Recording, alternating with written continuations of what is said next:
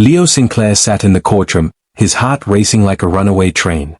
Today was the day he would find out if he was guilty of a crime he didn't commit. He looked around, feeling small and scared. The judge was serious, the prosecutor was loud, and the audience was watching him, waiting to see what would happen. As the prosecutor spoke about the theft, Leo felt trapped. He wanted to shout, "I'm innocent." But no words came out. Suddenly, he saw a window slightly open above the heads of the spectators. A wild idea sparked in his mind. What if I escape, he thought. When the judge called for a break, Leo shouted, "I can't take this anymore," and bolted for the door. The bailiffs lunged after him, but Leo was quick. He sprinted through the hallways, heart pounding. Freedom was so close. He dashed out into the alley behind the courthouse, feeling the sun on his face. For a moment, he felt like a hero in a movie. "I'm free," he thought. But as he ran through the streets, excitement turned to fear. Where would he go now? Leo ducked into a small diner, hoping to blend in. The smell of burgers and fries filled the air, making his stomach growl.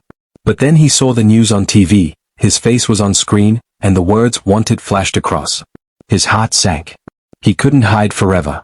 Just then, the door swung open, and in walked Detective M.A. Foster, the officer who had been chasing him. Leo held his breath, praying she wouldn't notice him. But she spotted him right away, her eyes narrowing in recognition. "Stop," she shouted, but panic took over. Leo jumped up, knocking over a table, and sprinted for the door. He could hear her footsteps behind him as he ran out into the street. Leo dashed down the street, but suddenly, he turned a corner and came face to face with a police barricade. His heart dropped. There was nowhere to run. He stumbled, and before he knew it, strong hands grabbed him, pulling him down to the ground.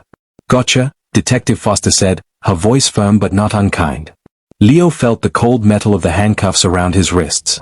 He had escaped, but now he was caught again. He looked around at the world he had tried to flee, realizing that running wouldn't solve anything.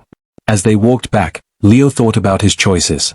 He had been so scared that he forgot to fight for the truth. Maybe this was a chance to make things right. With each step, he promised himself that if he got another chance, he would find a way to prove his innocence.